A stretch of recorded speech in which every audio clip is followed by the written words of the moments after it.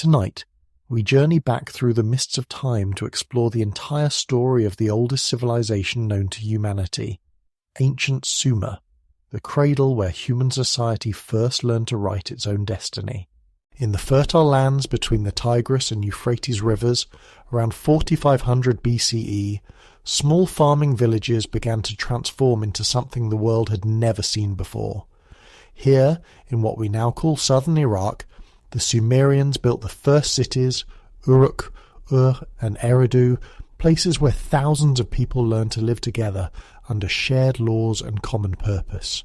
This is more than just the story of ancient ruins and forgotten kings. It's the tale of how humanity first looked up at the stars and decided to map them. How we pressed reed styluses into wet clay and invented writing. How we built temples that touched the sky and wondered about our place in the cosmos. The Sumerians gave us the wheel, the hour, and the very idea that history was something worth recording. Their dreams and struggles echo through every civilization that followed, reminding us that even the mightiest empires begin with simple people seeking meaning beneath an endless sky. The tablet from 1843 contained symbols no one could read, but it came from somewhere. That somewhere was a land that 6,000 years ago looked nothing like today's dusty Iraq. Back then, the Persian Gulf reached almost to modern Assyria. Where dust blows today, massive reeds grew in endless marshlands. The Tigris and Euphrates rivers hadn't settled into their current beds yet. They wandered across the plain like living things, changing course every few decades, sometimes overnight after a big flood. This wasn't an easy place to live, not like the Nile Valley where floods came predictably every summer. Here, the rivers were moody and dangerous. Some years they'd barely rise at all. The sun would bake the ground into something like concrete.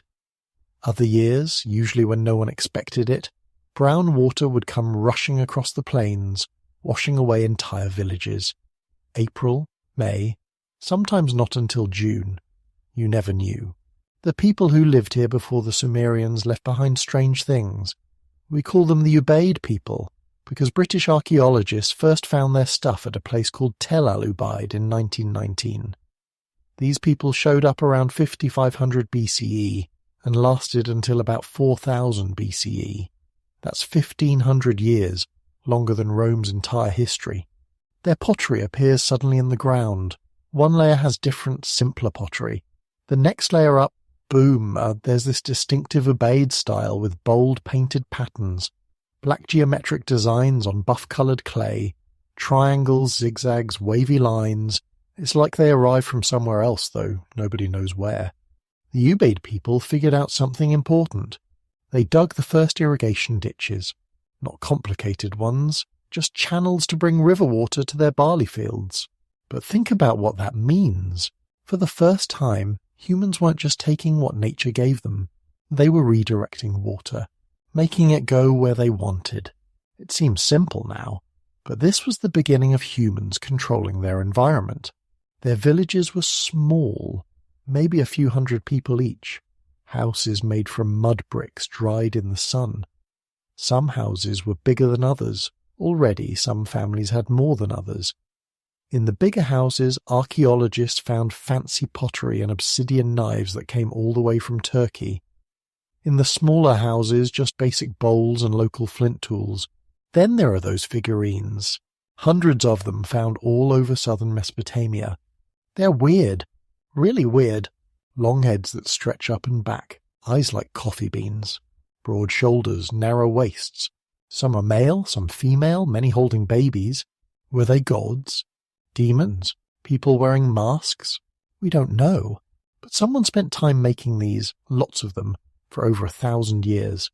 They meant something important. The weather was different then too. More rain fell. Not a lot. This was never a jungle, but enough that farming was easier. The whole region was wetter. Lakes dotted the landscape. Marshes full of fish and birds. Wild wheat and barley grew in patches without anyone planting them. Date palms lined the rivers, dropping their sweet fruit for anyone to gather. Around 5000 BCE, new people started showing up, not invaders. The archaeological record doesn't show any signs of warfare or sudden change. These newcomers mixed with the Ubaid people, married them, learned from them, added their own knowledge. The pottery style started changing slowly, generation by generation. New burial customs appeared alongside old ones. These new arrivals brought better irrigation techniques. Maybe they came from the foothills where mountain streams needed different management than lazy river channels. They knew how to build levees, walls of packed earth to keep floods in check. They dug holding ponds to save water for dry months. They watched the sky and learned to predict weather. When birds flew south early, floods came late. When certain insects appeared, rain was 3 days away. This knowledge mattered because it let them grow more food than they needed. Think about what that means. For all of human history until then, people spent most of their time finding food. Hunting, gathering, farming, whatever it took to not starve. But now, with better irrigation and flood control, one farming family could grow enough barley to feed 2 or 3 families. So what did those other families do? They specialized. One man became the village potter. He didn't farm anymore, he made pots all day, every day. He got good at it. Really good. His pots were thinner, stronger, more beautiful than anything a part-time potter could make. Another person wove baskets full-time. Another made tools. Another brewed beer. Yes, beer was one of the first specialized professions. Eridu was special among all these early settlements. Built around 5400 BCE, it sat at the edge of the marshes where fresh water mixed with salt water from the Gulf. Perfect for fishing. Good farmland nearby. Date palms everywhere. The Sumerians, writing 3,000 years later, said Eridu was the first city in the world. The place where the gods first gave kingship to humans. Was it really the first? Probably not. But it was old, and it stayed important for thousands of years. 18 different temples were built at Eridu, one on top of another like a layer cake of religious history. The oldest temple, from about 5300 BCE, was just a small room with an altar. Nothing fancy, but each time they rebuilt it, it got bigger.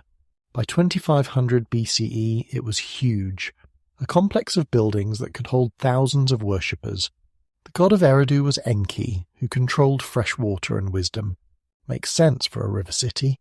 Every prayer, every offering, every ritual was about water. Bring the floods at the right time. Not too high, not too low. Keep the irrigation channels flowing. Keep the salt water from creeping into the fields. Water was life, and Enki controlled water, so Enki controlled life. For centuries these settlements stayed small. Eridu, Tel al-Ubaid, the place that would become Uruk, none had more than maybe 5,000 people.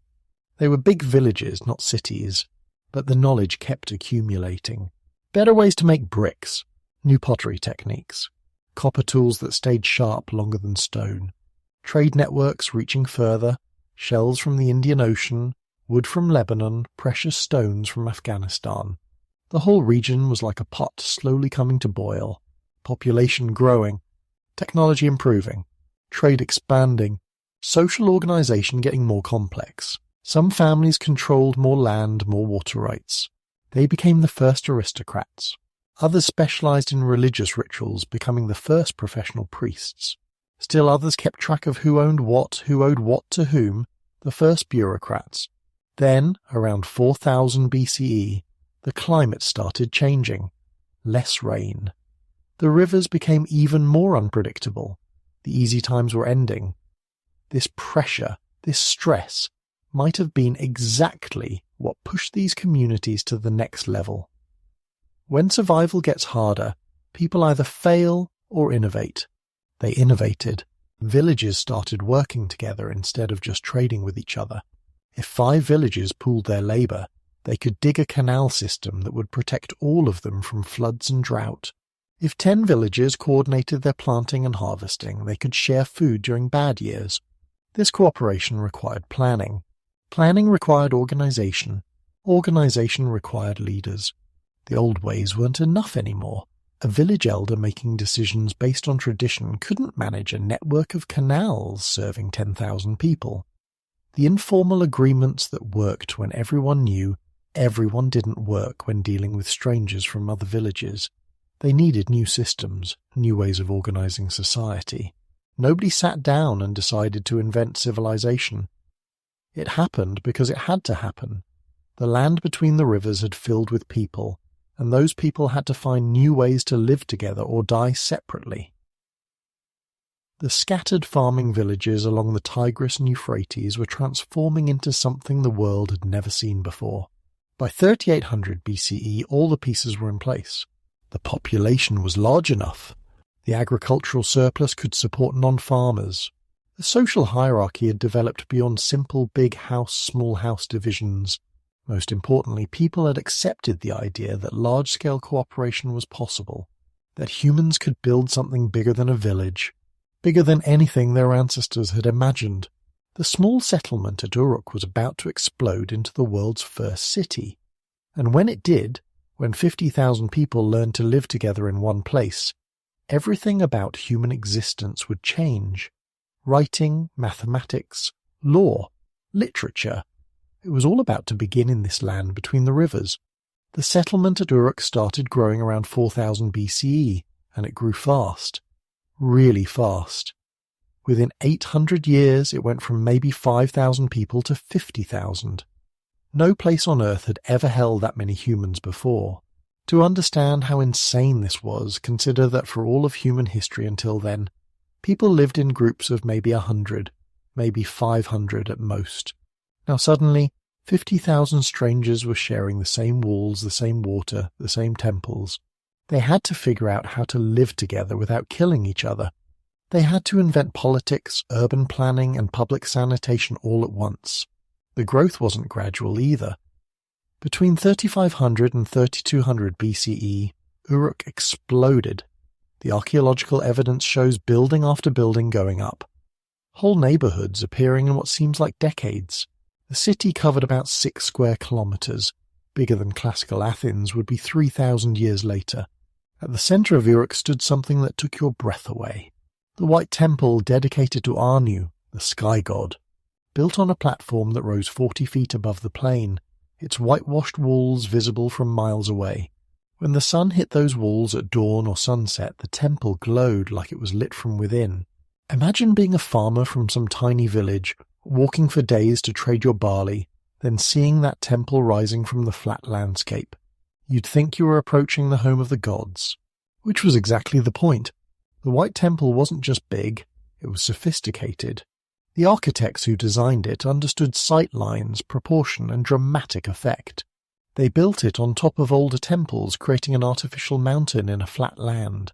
The corners pointed exactly to the cardinal directions. The interior had specific rooms for specific rituals. This wasn't some oversized village shrine. This was architecture as a statement of power. But Uruk wasn't just about temples. The city had districts. The pottery district, where hundreds of workshops produced everything from simple bowls to elaborate ceremonial vessels. The metalworking quarter, where the constant hammering of copper and bronze rang out from dawn to dusk. The textile area, where women and men worked massive looms, creating cloth that would be traded as far away as Egypt.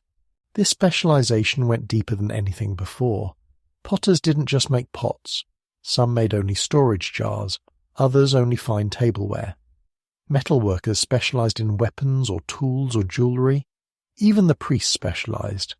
Some read omens, others performed sacrifices. Still others managed the temple's vast landholdings. The pottery wheel appeared in Uruk around 3500 BCE. For centuries people had been making pots by hand, coiling long snakes of clay into vessel shapes. The wheel changed everything. A skilled potter could make in an hour what used to take all day. But here's the weird part. It took another 300 years before anyone figured out that if you turned a pottery wheel on its side and made it bigger, you had a cartwheel. Sometimes the obvious isn't obvious at all. The city needed management, and that meant bureaucracy. Someone had to organize the labor for public works. Someone had to distribute water rights. Someone had to collect taxes. Yes, taxes were invented here too. The temple administrators developed a system using small clay tokens to keep track of goods. Different shapes meant different things. A cone meant a small measure of grain. A sphere meant a larger measure. A cylinder meant 1 sheep. At first, they kept these tokens in hollow clay balls called buli. To know what was inside, they'd press the tokens against the outside before sealing them in. Then someone realized, wait, if the impressions on the outside tell us what's inside, why do we need the tokens inside at all? Why not just make the impressions on a flat piece of clay? That moment, that realization was the beginning of writing. Cylinder seals appeared around the same time. These were small stone cylinders, about the size of your thumb, carved with intricate designs. Roll them across wet clay, and they left a unique impression.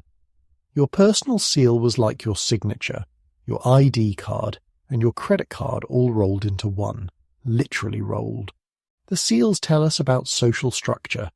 Some show simple geometric patterns. These belong to regular folks. Others depict elaborate scenes of gods and heroes. These belong to the elite. The most elaborate ones, made from imported lapis lazuli or carnelian, belong to the highest officials and priests. You could tell someone's social rank by the seal they carried. Trade exploded out of Uruk like ripples from a stone dropped in water. Uruk-style pottery, architecture, and administrative techniques suddenly appeared all across the Middle East. This wasn't military conquest. There's no evidence of warfare. It was cultural dominance. Everyone wanted what Uruk had. They wanted the organization, the technology, the connection to what seemed like the center of the world. Uruk merchants traveled thousands of miles. They established trading colonies in Syria, Iran, and Anatolia. These weren't just trading posts, but little pieces of Uruk transplanted to foreign lands, complete with Uruk-style buildings, Uruk accounting systems, and probably very homesick Uruk merchants complaining about the local food. The Waka vase tells the whole story of this new world. Standing 3 feet tall, carved from alabaster, it's like a comic strip in stone. The bottom register shows water, plants, and animals, the natural world. The middle shows humans carrying offerings. The top shows the goddess Inanna receiving these gifts, with the city's ruler standing before her. Nature, humanity, divinity, and political power all connected in one continuous narrative. This wasn't just art. It was ideology carved in stone. Social inequality became stark. Some graves from this period contain gold jewelry, imported stones, and elaborate pottery. Others contain nothing but the body. Some houses had multiple rooms, courtyards, and private wells. Others were single rooms where whole families crowded together. The egalitarian village life was gone forever. But inequality came with opportunity. A clever merchant could become wealthy. A skilled craftsman could rise in status. Even a poor farmer's son, if he showed intelligence, might be selected for scribal school and end up running a temple's accounts. Social mobility existed in a way it never had in traditional villages where your grandfather's status determined yours. The city created new problems nobody had faced before. What do you do with the waste from 50,000 people? Uruk built the world's first sewer system, clay pipes running beneath the streets, carrying waste outside the walls. What about crime? The first police force, disease spreading in crowded conditions, the first public health regulations. Women in Uruk had freedoms that would disappear in later civilizations. They could own property, run businesses, serve as priestesses. The end priestess of Inanna was one of the most powerful people in the city. Female merchants put their cylinder seals on contracts. Female tavern keepers ran what were essentially the first hotels. This wasn't equality. Men still dominated most spheres. But women weren't property either. The city never slept. At night, oil lamps flickered in windows. Guards patrolled the walls. Priests maintained eternal flames in the temples. Bakers started their ovens before dawn to have fresh bread ready for morning. The noise must have been incredible for people used to village life. Always someone shouting, building, arguing, celebrating. By 3200 BCE, Uruk was the largest city in the world. It would hold that title for nearly 1,000 years. Other cities were rising, Ur, Eridu, Lhasa, but Uruk was the model they all copied. When the Sumerians told stories about the beginning of civilization, they set them in Uruk. When they listed their ancient kings, many came from Uruk. The city had become synonymous with civilization itself. The problem started with sheep and barley and oil jars. Around 3200 BCE, The temples in Uruk owned vast estates, thousands of workers, hundreds of thousands of sheep, warehouses full of grain. The human brain, even the clever brain of a temple administrator, couldn't keep track of it all.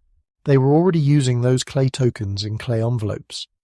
But as the economy grew more complex, the system was breaking down. You needed different tokens for everything: sheep, goats, cattle, different grades of barley, oil, beer, wool, cloth. The token system was drowning in its own success. And someone, we'll never know who, had that brilliant idea. Instead of putting tokens in clay balls, just draw the token shapes on a flat piece of clay. A circle with a cross for a sheep, a triangle for a measure of grain, simple pictures representing real things. The first written records are boring as dirt. 3 sheep delivered, 10 jars of oil received, barley distribution for temple workers. These aren't poetry or philosophy. They're receipts, inventory lists, the stuff of bureaucracy. But they were revolutionary because for the first time information existed outside a human brain. Think about what that means. Before writing, if you wanted to know how many sheep the temple owned, you had to ask the guy who counted them. If he died, that knowledge died with him. But with writing, the information survived. It could be checked, verified, disputed. Knowledge became permanent. The evolution happened fast. Within a century, those simple pictures became more abstract. Instead of drawing a whole ox head to mean ox, they drew just 2 triangles. Instead of a detailed jar, just a quick diamond shape. The pictures were becoming symbols. Then came the breakthrough that created true writing. Someone realized that pictures could represent sounds, not just things. The Sumerian word for arrow was tai. The word for life was also tai. So the picture of an arrow could mean either arrow or life, depending on context. Suddenly you could write abstract concepts. You could write names. You could write anything you could say. The writing system, which we call cuneiform, used a reed stylus pressed into wet clay. The stylus made wedge-shaped marks. Cunus means wedge in Latin. At first, scribes used hundreds of different signs. Some represented whole words, some syllables, some concepts. It was complicated as hell, which was probably intentional. Learning to write took years. Boys, and they were almost always boys, entered scribal school around age 5 or 6. They spent 12 years learning to read and write. 12 years! First, they learned to make clay tablets, then to hold the stylus correctly, then simple signs, then complex signs, then grammar, mathematics, literature.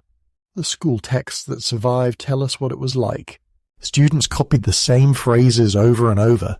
He who would excel in the scribble school must rise with the dawn. They practiced insults too. You write like a donkey appears on multiple practice tablets. One student wrote, "My teacher caned me for talking. My teacher caned me for standing up. My teacher caned me for my bad handwriting." School was tough, but becoming a scribe was worth it. Scribes were the information technology of their age. They were essential. Every palace, every temple, every wealthy merchant needed scribes. A good scribe could become wealthy. A great scribe could become famous. Some even signed their work, the first authors in history. The most famous was Enheduanna, daughter of Sargon of Akkad. Around 2285 BCE, she served as high priestess of the moon god in Ur. But she was also a poet. She wrote hymns to Inanna that are heartbreaking in their beauty and passion. Lady of all powers, in whom light appears, radiant one, beloved of heaven and earth. These aren't administrative records. This is literature, and she signed her name to it. Writing changed how people thought. Before writing, knowledge was fluid. Stories changed with each telling. History was what people remembered, which meant it was always changing. But writing froze knowledge. The Epic of Gilgamesh, first written down around 2100 BCE, tells the same story today that it told 4,000 years ago, word for word. The Sumerians wrote on everything. Clay tablets mostly because clay was free and abundant, but also on stone monuments, on metal plaques, on ivory, on wax-covered boards. They were graphomaniacs, writing obsessively about everything. Contracts, laws, letters, stories, jokes, medical texts, mathematical problems, astronomical observations, recipes, love songs, angry complaints. The complaint tablet of Nani to Ea-Nasir from around 1750 BCE is perfect. Nani ordered copper from Ea-Nasir. The copper was crap quality. Nani wrote a furious letter. "You have treated me with contempt." He was so angry he baked the tablet to preserve it forever, and it worked. We're still reading his complaint 4,000 years later. Ea-Nasir kept the tablet too, along with many other complaint letters. He seems to have been a terrible copper merchant. Writing spread like wildfire. By 3000 BCE, the Egyptians had developed hieroglyphics, probably inspired by seeing Sumerian writing. The Indus Valley civilization developed their own script around 2600 BCE. The idea of writing, not the specific system, but the concept that marks could represent language, spread across the ancient world. But Sumerian cuneiform was the first and most influential. It would be used for over 3,000 years. It would be adapted to write Akkadian, Babylonian, Assyrian, Hittite, Persian, and a dozen other languages. Even after Sumerian died as a spoken language, cuneiform continued. The scribal schools became centers of learning. They didn't just teach writing. They taught mathematics, astronomy, medicine, law. They preserved old texts and created new ones. They were the universities of the ancient world. The phrase, "He who knows writing is a magician," appears in multiple texts. And they were right. Writing was magic. Students learned by copying classic texts. The instructions of Shurupak, advice from a father to his son, was copied for 2,000 years. Don't buy a donkey that brays too much. Don't marry a wife who has too many admirers. Don't speak arrogantly to your mother. Practical advice that sounds like it could come from today. The Sumerians created genres we still use. The first law codes, the first contracts, the first medical texts, the first dictionaries, long lists of Sumerian words with their Akkadian translations, the first library catalogues. They even created the first literary criticism, with scribes writing commentaries on older texts. Mathematical texts show they were solving quadratic equations. Astronomical texts track the movements of Venus over decades. Medical texts describe surgical procedures for cataracts. These weren't primitive people fumbling with a new technology. They were sophisticated thinkers using writing to extend human capability. Writing created history. Before writing, there was only archaeology and myth. After writing, there were dates, names, events. We know that Enmebaragesi was king of Kish around 2600 BCE. We know that Urukagina of Lagash created social reforms around 2350 BCE. We know these people's names, their deeds, sometimes even their personalities. But writing also created lies. Kings exaggerated their victories. Priests invented divine endorsements. Merchants forged contracts. The same technology that could preserve truth could preserve falsehood just as easily. The Sumerians knew this. One proverb says, "Writing is the mother of speakers, the father of scholars, but it can also be the playground of lies." By 2500 BCE, literacy was spreading beyond the scribal class. Merchants needed to read contracts. Priests needed to read rituals. Even some farmers learned basic signs to read tax assessments. Writing was becoming democratized, though it would never be universal. Maybe 5% of the population could read, 10% at most. The impact was profound. Writing allowed for complex administration, enabling cities to grow even larger. It allowed for long-distance trade, with written agreements enforceable across thousands of miles. It allowed for the accumulation of knowledge across generations. Each generation didn't have to rediscover what the last one knew. Writing was the gift that made all other gifts possible.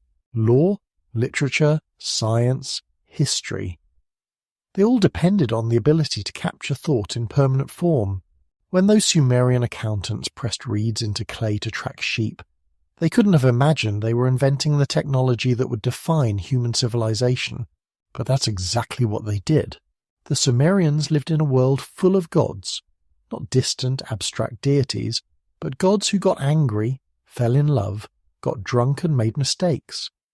Gods who lived in the temples at the center of every city, who needed food and drink and fresh clothes every day.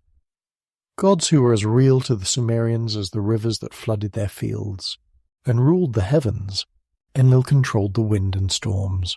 Enki governed the fresh waters that flowed beneath the earth. Inanna, sometimes called Ishtar, ruled love and war, which the Sumerians understood were closely related. These weren't all-powerful beings. They had limits, fears, enemies. They could die. In one myth, Inanna descends to the underworld and is killed by her sister. She only returns to life through trickery and negotiation. The creation story the Sumerians told was violent and messy. In the beginning there was Tiamat, the salt water, and Apsu, the fresh water. They mingled together and gave birth to the first gods. But the young gods were noisy. They disturbed Apsu's sleep, so Apsu decided to kill them. The young gods found out and killed Apsu first. Tiamat, enraged, created monsters to avenge her husband. 11 monsters, including scorpion men, fish men, and bull men. The young gods were terrified. Finally, Marduk, a minor god from Babylon, agreed to fight Tiamat if the other gods would make him their king. He killed Tiamat with an arrow to the heart, then split her body in half. From one half he made the sky, from the other the earth.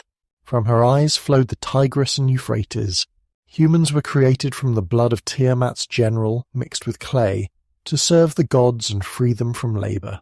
This wasn't a comforting story. Humans were created from the blood of a defeated enemy, made to be servants. The world was built from violence and would return to violence. Order was temporary. Chaos always waited at the edges. The Sumerians built ziggurats to bring themselves closer to the gods. These weren't just big buildings. They were artificial mountains in a flat land, stairways between earth and heaven. The ziggurat at Ur rose 70 feet high with 3 levels, each smaller than the one below. The shrine at the top was where the god lived. Only the highest priest could enter. Everyone else worshipped from below, looking up. But here's what's fascinating. The Sumerians knew the gods weren't really living in those shrines. They understood these were symbols, representations. One text says, "The god's true home is in heaven, but he visits his earthly house."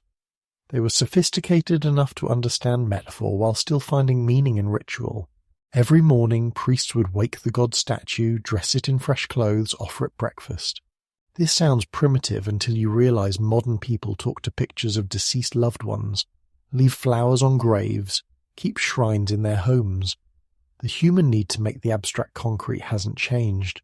The Sumerians invented astronomy because they needed to know when to plant, when to harvest, when the floods would come. But they went far beyond practical observation. They tracked Venus for 21 years straight, recording every appearance and disappearance. They identified Mercury, Mars, Jupiter, and Saturn. They mapped constellations, many of which we still use: the bull, the lion, the scorpion. They created the first mathematical system based on 60. Why 60? Because it's divisible by 1, 2, 3, 4, 5, 6, 10, 12, 15, 20, 30, and 60. Perfect for dividing circles, measuring time, calculating fractions. We still use their system: 60 seconds, 60 minutes, 360 degrees in a circle. Every time you check your watch, you're using Sumerian mathematics.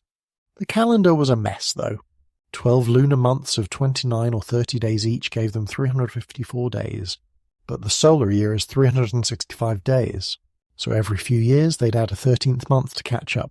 Different cities added the extra month at different times, which made dating events a nightmare. A contract written in the 13th month in Ur might be from a completely different time than one written in the 13th month in Uruk. The Sumerian afterlife was grim. No heaven for the virtuous, no hell for the wicked. Everyone went to the same place, a dark, dusty underworld where souls ate clay and drank muddy water. Kings and slaves, priests and criminals all ended up in the same grey eternity. The only thing that varied was how comfortable your afterlife was, which depended on how well your descendants maintained your grave offerings. This bleak view of death made life more precious. One Sumerian proverb says, "Days are long, years are short." Another says, "Enjoy beer while you can, for death lasts forever." The Epic of Gilgamesh, their greatest story, is essentially about the fear of death and the search for meaning in a finite life. But they found meaning in strange places. The sacred marriage ritual, performed every new year, had the king symbolically marry Inanna to ensure fertility for the coming year. The king would spend the night in the temple with the high priestess, who embodied the goddess. What exactly happened in that chamber was secret, but the explicit poetry that survives leaves little to imagination. The king goes with lifted head to the holy lap, goes with lifted head to the lap of Inanna. Personal religion was different from state religion. People chose patron deities, usually based on their profession or personal inclination. A merchant might worship Shamash, god of justice. A pregnant woman might pray to Ninhursag, the mother goddess. These personal gods were intermediaries, carrying prayers to the greater gods who were too important to notice individuals. Prayer was transactional. I built you a shrine, and now give me a son. I offered you the best lamb from my flock, now heal my wife. The Sumerians didn't expect something for nothing. Even with gods, everything was a negotiation. They believed in demons too. Lots of demons. Disease demons, madness demons, demons that killed babies, demons that caused impotence. Medical texts mix practical treatments with magical incantations. Crush these herbs, mix with beer, have the patient drink while reciting this spell 7 times. They understood that some diseases had natural causes, but why take chances? The concept of divine abandonment haunted them. When a city was conquered or destroyed by flood, it wasn't because their god was defeated. It was because their god had abandoned them. The lamentation over the destruction of Ur describes the goddess Ningal pleading with Enlil not to destroy her city, then weeping as she leaves, allowing the enemy to enter. Dreams mattered enormously. They were messages from gods, warnings about the future. Professional dream interpreters were important figures. Dream manuals survive, listing hundreds of dreams and their meanings. If a man dreams he's flying, he will lose everything. If he dreams he's eating dirt, he will have abundant food. Some interpretations seem arbitrary, others psychologically astute. The Sumerians asked the big questions. Why do we exist? Why is there suffering? What happens after death? Their answers weren't comforting. We exist to serve gods. Suffering is random or deserved. Death is grim. But they were honest attempts to make sense of existence. They created ethical philosophy too. The instructions of Shurupak contains moral teachings that wouldn't be out of place in any religion. Don't speak arrogantly. Don't break promises. Don't have sex with your slave girl. It will cause problems. Practical ethics for daily life. The idea that knowledge itself was divine appears repeatedly. Enki, god of wisdom, gave humans the gifts of civilization, brewing, building, writing, law. But he gave them while drunk, and tried to take them back when sober. Inanna had to trick him to keep these gifts for humanity. Even divine knowledge came through trickery and had to be guarded carefully. The Sumerian king list begins with a simple statement that changed how humans thought about power. After kingship descended from heaven, kingship was in Eridu. Before this idea, leaders were just strong people or smart people, or people everyone agreed to follow. But kingship from heaven? That was different. That was divine authority. That was power that couldn't be questioned. The list continues with impossible numbers. Kings who ruled for 43,200 years. Kings who ruled for 28,800 years. Then comes the flood, and after the flood the numbers get smaller but still crazy. 200 years. 900 years. Only when we reach about 2600 BCE do the numbers become human. Enmebaragisi of Kish ruled for 900 years according to the list, but we have contemporary inscriptions proving he was real. The myth was blending into history. Gilgamesh appears on the list as the 5th king of Uruk, ruling for 126 years. We know he was real because other kings mentioned fighting him, but the real Gilgamesh was probably nothing like the hero of the epic. Contemporary accounts suggest he was a tyrant who worked his people to exhaustion building Uruk's walls. The story transformed him from oppressor to hero over centuries of retelling. The first recorded war in human history was fought over water. Around 2500 BCE, the cities of Lagash and Umma went to war over irrigation rights to a stretch of fields called the Gwedina. This wasn't a quick raid or a single battle. This war lasted over 150 years, passing from father to son to grandson like a bitter inheritance. We know about this war because both sides kept records. Lagash said Umma started it by moving boundary stones. Umma said Lagash stole their water. Both claimed the gods were on their side. Both recorded their victories and ignored their defeats. The first rule of war propaganda was established: control the narrative. Yanatum of Lagash finally won decisively around 2450 BCE. He commemorated his victory with the Stele of Vultures, a stone monument showing vultures eating the corpses of Umma's soldiers. The inscription is brutal. The bodies of Umma's warriors covered the plain like scattered sherds. But within a generation Umma was attacking again. Some wars never really end. The constant warfare between city-states weakened them all. While Sumerians fought each other over fields and canals, a new power was rising to the north. The Akkadians, who spoke a Semitic language completely different from Sumerian, had been living alongside Sumerians for centuries. They'd adopted Sumerian culture, writing, religion, but they maintained their own identity. Around 2334 BCE, a man named Sargon changed everything. His name meant legitimate king, which probably means he wasn't legitimate at all. His birth story, written centuries later, claims he was born in secret, placed in a basket on the river, found by a gardener, and raised as a commoner. Moses would get a similar origin story 1,000 years later. What we actually know is that Sargon started as cupbearer to the king of Kish. That was a high position. Cupbearers were trusted enough to handle the king's food and drink. When the king of Kish was defeated by Lugal-Sajisi of Umma, Sargon escaped, raised his own army and conquered both Kish and Umma. Then he kept going. Sargon conquered all the Sumerian city-states, then pushed beyond. He conquered lands to the east, reaching the Persian Gulf. He conquered north into Syria. He conquered west to the Mediterranean. For the first time in history, one man ruled multiple peoples speaking different languages across thousands of miles. The world's first empire was born. But Sargon was smart enough to know that conquering was easier than ruling. He appointed his daughter Enheduanna as high priestess of the moon god at Ur, the most important religious position in the south. She wrote hymns blending Sumerian and Akkadian religious traditions, literally singing the empire together. Her poetry was copied for centuries after her death. Sargon ruled for 56 years. His son Rimush ruled for 9 years before being assassinated by his servants who beat him to death with their cylinder seals. Killed by bureaucracy, literally. His other son Manishtushu ruled for 15 years before also being assassinated. Empire building was a dangerous business. Then came Naram-Sin, Sargon's grandson, who took empire to its logical extreme. He didn't just claim to rule by divine authority. He claimed to be a god himself. His inscriptions call him God of Akkad. He had temples built to himself. He put the divine determinative before his name in texts, the symbol that marked gods.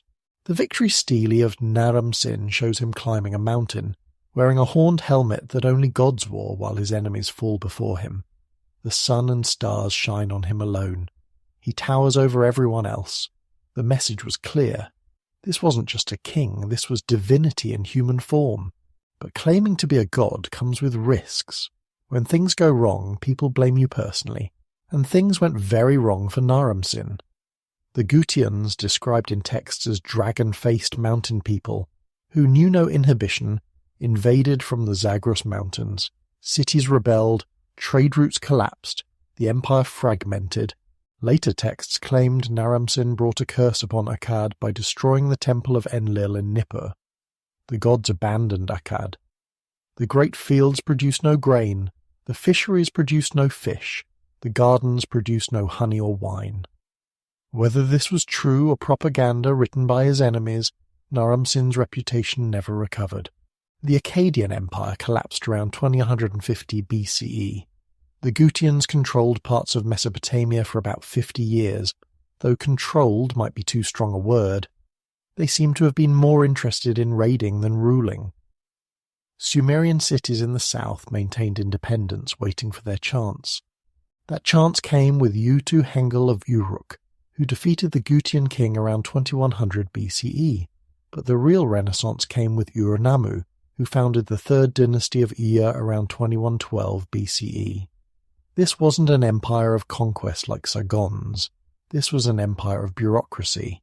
The three, as historians call it, perfected administration. They standardized weights and measures across all cities. They created a unified calendar. They established fixed prices for basic goods. They recorded everything.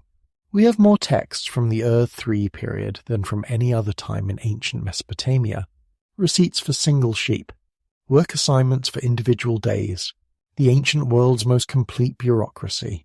Ur-Nammu created the first law code we have, predating Hammurabi's more famous code by 3 centuries. If a man commits murder, that man must be killed. If a man commits robbery, that man must be killed. If a man rapes another man's virgin wife, that man must be killed. Justice was harsh but consistent. But even perfect bureaucracy couldn't save Ur-3. The Amorites, nomads from the Syrian desert, pressed against the borders. The Elamites from the east raided constantly. Around 2000 BCE, the last king of Ur, Ibbi-Sin, was carried off to Elam in chains. The Sumerian political system was dead. But Sumerian culture lived on. The Amorites, who took over the cities, became more Sumerian than the Sumerians. They worshipped Sumerian gods, used Sumerian writing, followed Sumerian law. When Hammurabi of Babylon created his famous law code around 1750 BCE, he was building on Ur-Nammu's foundation. The age of Sumerian kings was over, but the idea of kingship they created would last until the modern era. Divine right, royal bloodlines, empire, law codes, propaganda. All the tools of monarchy were invented in these first centuries of recorded history. Every king and emperor who followed, from the pharaohs to the Caesars to the medieval monarchs, was using a template created in ancient Sumer. Dawn came early in ancient Ea. Before the sun touched the ziggurat's peak, the city was already stirring. Bakers had been up for hours, their ovens glowing in the darkness, preparing the flat barley bread that would feed 50,000 people. The smell of baking bread mixed with smoke from dung fires, the acrid scent of tanning leather, and the ever-present smell of river mud. This was the perfume of civilization. A typical Sumerian house sat on a narrow street barely wide enough for 2 people to pass. Made from mud bricks, with thick walls to keep out the brutal summer heat, these houses turned inward. The front door opened onto a small courtyard where most of life happened. Cooking, eating, working, socializing, all in that central courtyard open to the sky. The rooms around it were dark and small, used mainly for sleeping and storage. The richer you were, the bigger your courtyard. Poor families might share a courtyard with relatives. A successful merchant might have a courtyard big enough for a small garden and a private well. The truly wealthy had multiple courtyards, guest rooms, slave quarters, even private chapels. But rich or poor, everyone lived the courtyard life. Morning meant work. Men headed to their shops, fields, or building sites. Women began the endless task of grinding grain. The sound of grinding stones was the heartbeat of every household. That constant scrape, scrape, scrape as barley was turned into flour. It took 2 hours of grinding to make enough flour for a family's daily bread. 2 hours every single day, usually before the heat became unbearable. Children helped from an early age. By 5 or 6 they were fetching water, feeding chickens, watching younger siblings. Only the wealthy could afford to send sons to scribal school. Most boys learned their father's trade. Most girls learned household management from their mothers. Childhood was short. By 14 or 15 most were considered adults, ready for marriage and work. The Sumerian diet would seem boring to us, but was revolutionary for its time. Barley was everything: bread, porridge, and most importantly beer. They had at least 8 different types of beer. Dark beer, light beer, filtered beer, unfiltered beer, premium beer for the wealthy, cheap beer for workers. Beer wasn't just a drink, it was food, thick and nutritious, full of calories and safer to drink than water. They ate fish from the rivers and canals, lots of fish, dried fish, salted fish, pickled fish. Archaeologists have found enormous piles of fish bones at every Sumerian site. They had sheep and goats for special occasions, but meat was expensive. Most people ate it only during festivals or sacrifices when the temple distributed the offerings. Vegetables were limited but important. Onions, garlic, leeks, cucumbers, lettuce. Lentils and chickpeas provided protein. Dates were the main sweetener. They had no sugar, no honey except rare wild honey. They pressed sesame seeds for oil.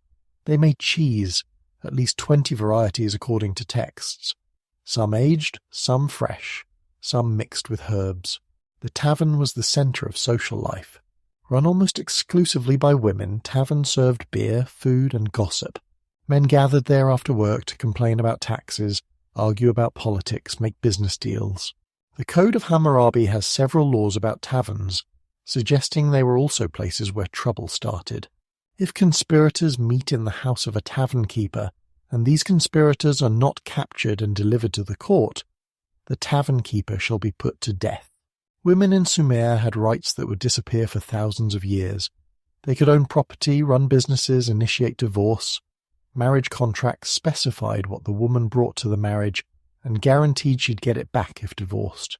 A woman could divorce her husband for neglect, abuse, or failure to provide. She could testify in court, make contracts, buy and sell goods. But don't mistake this for equality. Men had more rights, more freedom, more power. A man could take a second wife if the first didn't produce children. A woman caught in adultery faced death, while a man just paid a fine. Women couldn't be soldiers or most types of priests. But compared to women in classical Greece or medieval Europe, Sumerian women lived in a feminist paradise. Marriage was usually arranged but not always loveless. Love songs and poems survive, showing real affection between spouses. Bridegroom dear to my heart, goodly is your beauty, honey sweet. You have captivated me. Let me stand trembling before you. These aren't the words of people who saw marriage as just a business arrangement. The wedding ceremony involved the bride taking a ritual bath, putting on her finest clothes and jewellery, and processing through the streets to her new home. The groom's family provided a feast. The marriage was consummated that night, with the bloody sheet displayed the next morning as proof of the bride's virginity. Not romantic by our standards, but it was their way. Children were wanted and loved. Infant mortality was high, maybe 30% died before age 5, but parents still grieved. One letter from a travelling merchant to his wife reads, "Kiss the children for me. Tell them their father will bring presents. Guard them carefully, for they are my heart." Education for most meant learning by doing. A potter's son learned to work clay by watching his father. A weaver's daughter learned patterns by helping her mother. But for the lucky few who went to school, education was intense. School ran from sunrise to sunset. Students learned not just writing but mathematics, accounting, literature, music and proper behaviour. School texts that survive show familiar problems. The student's father brought gifts to the teacher, and now the teacher praises the stupid son. My teacher said my handwriting was bad and caned me. One practice text is just the same line copied over and over. He who would excel in the scribal school must not sleep. Medicine mixed practical knowledge with magic. Sumerian doctors knew how to set broken bones, stitch wounds, perform simple surgery. They had medicines made from plants, minerals, and animal parts. But they also believed disease came from demons, so treatment included spells and amulets. One medical text advises, for a headache bind the head with a wool thread while chanting the spell of Enki 7 times. They understood some diseases were contagious. Texts mention isolating people with certain symptoms. They knew about hereditary conditions, noting that some problems ran in families. They performed eye surgery for cataracts.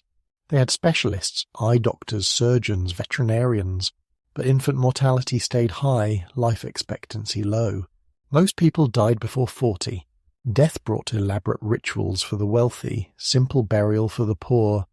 Bodies were placed in graves beneath house floors or in cemeteries outside the city. The position mattered. Bodies faced west, legs flexed, hands near the face. Grave goods depended on wealth. Poor people got a bowl and maybe a knife. The rich got jewellery, weapons, furniture, even servants.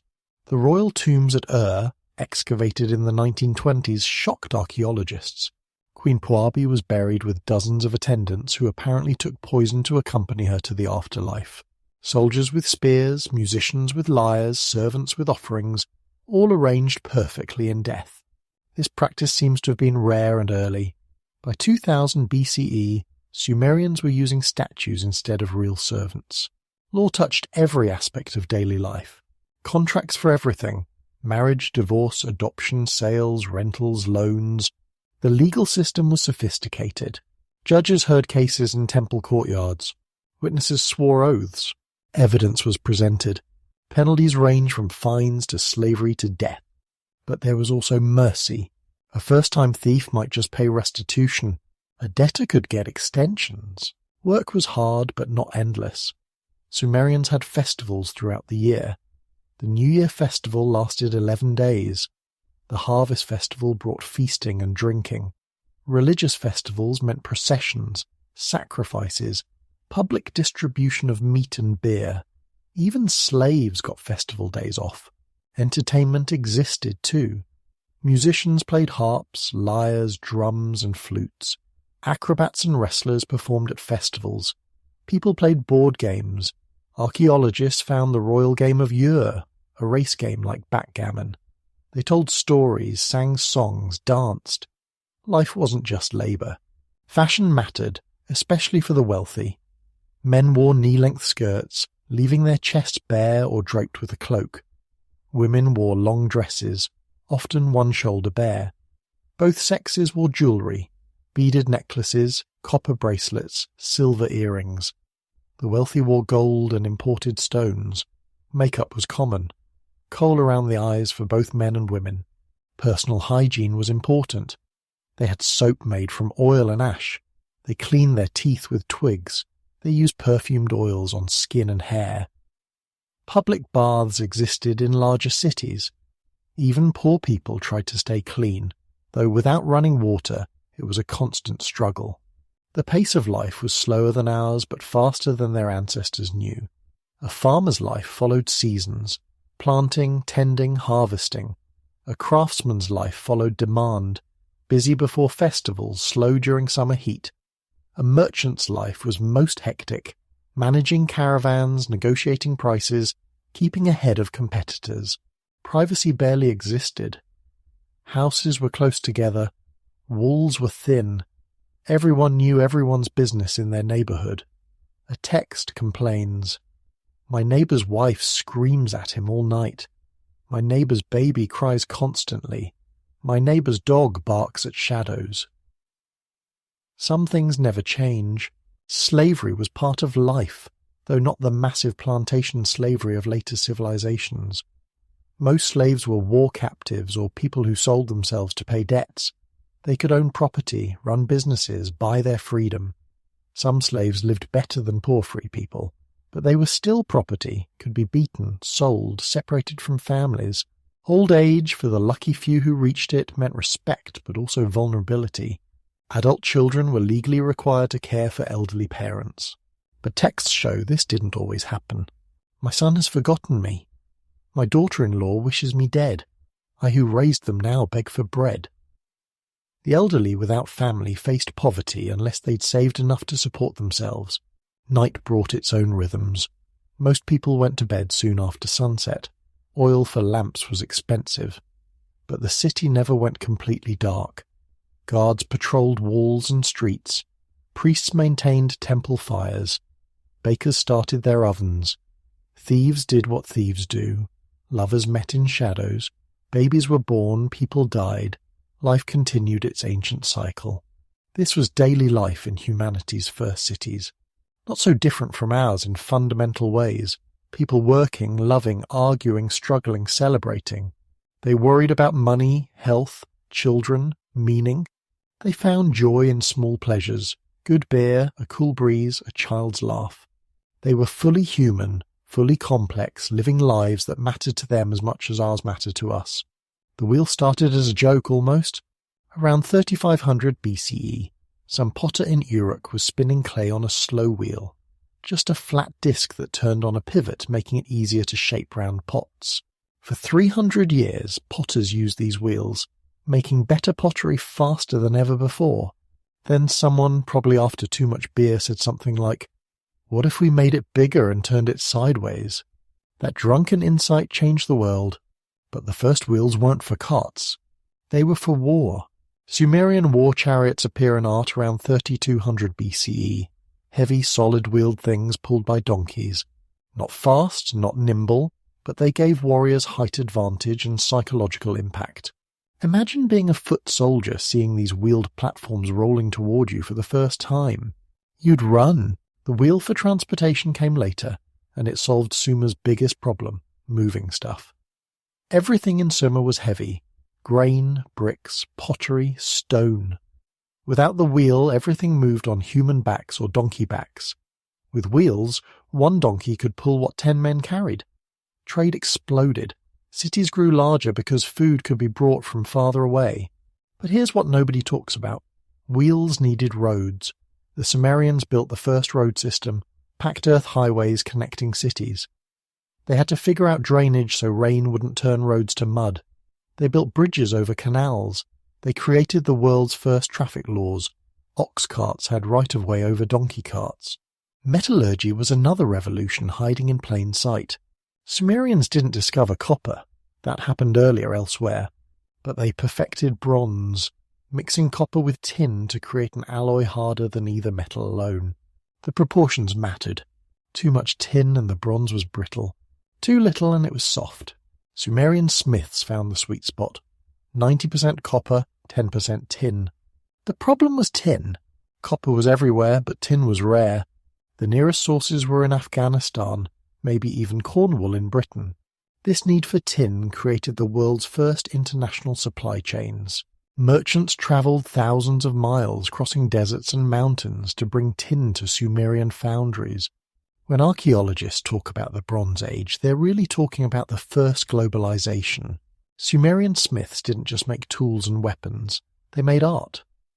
The copper head of an Akkadian ruler, probably Sargon, is so realistic you feel like you're looking at a photograph. They made musical instruments, copper horns that still play notes when blown. They made surgical instruments so precise that modern doctors recognize their purpose immediately. The plough seems simple, but it changed everything about food production. Before the plough, farmers used digging sticks, basically poking holes in the ground for seeds. One person could farm maybe an acre. The Sumerian plough, pulled by oxen, let one farmer work 10 acres, 20 acres. More land under cultivation meant more food, meant more people, meant bigger cities. But the real innovation was the seed plough. This had a funnel attached that dropped seeds directly into the furrow as the plough cut it. No more broadcasting seeds by hand, hoping birds didn't eat them. This simple attachment doubled crop yields. The instruction manual for using it survives. Keep your eye on the man who drops the seeds. He should drop 2 fingers of seed per furrow. Mass production started in Sumerian brickyards. They needed millions of bricks to build cities, temples, walls. Making them one at a time wouldn't work. So they created wooden molds, standardized sizes. One worker made mud mixture. Another filled molds. Another carried filled molds to drying areas. Another stacked dried bricks. Assembly line production, 4,000 years before Henry Ford. The bricks themselves were technological marvels. Sun-dried bricks were cheap but melted in rain. Fired bricks lasted forever but required huge amounts of fuel in a land with no trees. So Sumerians used fired bricks only for foundations and exteriors, sun-dried for everything else. They figured out that adding straw to mud made stronger bricks. They learned the exact moisture content needed for different purposes. Textile production transformed from household craft to industry. The Sumerians didn't invent weaving, but they industrialized it. Huge workshops employed hundreds of workers, mostly women. They developed different grades of cloth, rough wool for workers, fine linen for priests, elaborate patterns for royalty. Sumerian textiles were so valued they served as currency throughout the Middle East. They invented fulling, using alkali to clean and thicken wool cloth. They developed mordants to fix dyes. They created the first textile patterns that required multiple heddles on looms. One text describes 42 different types of cloth, each with specific uses and values. Another lists the daily output expected from weavers. Early industrial management. Brewing was chemistry before chemistry existed. Sumerian brewers controlled fermentation through temperature, ingredients, and timing. They knew that certain temperatures produce certain flavors. They added dates for sweetness, herbs for flavor. They created filtered and unfiltered versions. They made beer strong enough to preserve for months, weak enough for children to drink. The recipe for temple beer survives. Take 1/3 barley malt, 1/3 raw barley, 1/3 emmer wheat. Soak for 1 day. Spread on mats for 3 days until sprouting begins. Grind coarsely. Mix with water and heat slowly. Add date syrup and herbs. Let cool. Add yeast from previous batch. Wait 7 days. Filter through cloth. Drink within 1 month. Mathematics went far beyond simple counting. Sumerians solved quadratic equations. They calculated square roots, cube roots. They understood the Pythagorean theorem 1500 years before Pythagoras. One tablet shows the calculation of the square root of 2, accurate to 6 decimal places. They weren't just counting sheep anymore.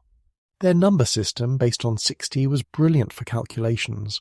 You can divide 60 by more numbers than you can divide 10 or 12. This made fractions easier. 1/2, 1/3, 1/4, 1/5, 1/6. All divide evenly into 60. Try doing that with 10. They created multiplication tables that scribes memorized. Some tablets are clearly homework with corrections in different handwriting. Timekeeping became precise. Sundials divided daylight into 12 hours. Water clocks measured night hours. They knew the solar year was 365 days, but couldn't quite figure out the extra quarter day. Their solution, add an extra month every few years, was clunky, but worked. They tracked lunar months, solar years, and Venus cycles simultaneously. The concept of interest and credit revolutionized trade. Before credit, all trade was immediate. My wheat for your pottery, right now. Credit meant merchants could take goods on consignment, pay after selling them. Interest rates were standardized, 20% annually on silver, 33% on barley. Compound interest was understood and regulated. Contract law became sophisticated. Not just I'll pay you back, but specific terms, penalties, witnesses. One contract for a trading voyage specifies profit sharing, loss allocation. What happens if the ship sinks? What happens if pirates attack? These weren't simple farmers anymore. They were venture capitalists. Maps appeared, though not like ours. Sumerian maps were practical tools showing field boundaries, irrigation channels, city districts. The map of Nippur from 1500 BCE shows every temple, every major building, every canal. It's accurate enough that archaeologists used it to guide excavations. They understood scale, orientation, symbolic representation. The sailing boat seems obvious to us, but it required multiple innovations. Understanding that wind could push things, creating cloth strong enough to catch wind but light enough to handle, figuring out how to control direction with rudders, learning to tack against wind. Sumerians' boats could sail upstream on the Tigris, fighting the current using wind power. Urban planning wasn't accidental. Sumerian cities had districts for different activities. Industrial areas downwind from residential areas, markets near gates for trader access, temple complexes at city centres. They understood traffic flow, water distribution, waste management. The city of had public toilets connected to sewage systems. Agricultural innovations went beyond ploughs and irrigation. Crop rotation. They knew certain plants exhausted soil while others restored it. They developed date palm cultivation, learning to artificially pollinate female trees with male pollen. They practiced selective breeding of sheep for better wool, cattle for more milk. Glass-making started as an accident. Potters noticed that certain sands melted in their kilns, creating glossy surfaces. By 2500 BCE, Sumerians were making glass beads, glazed pottery, even small glass vessels.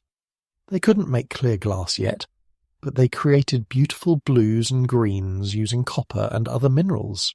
Medical instruments show surprising sophistication.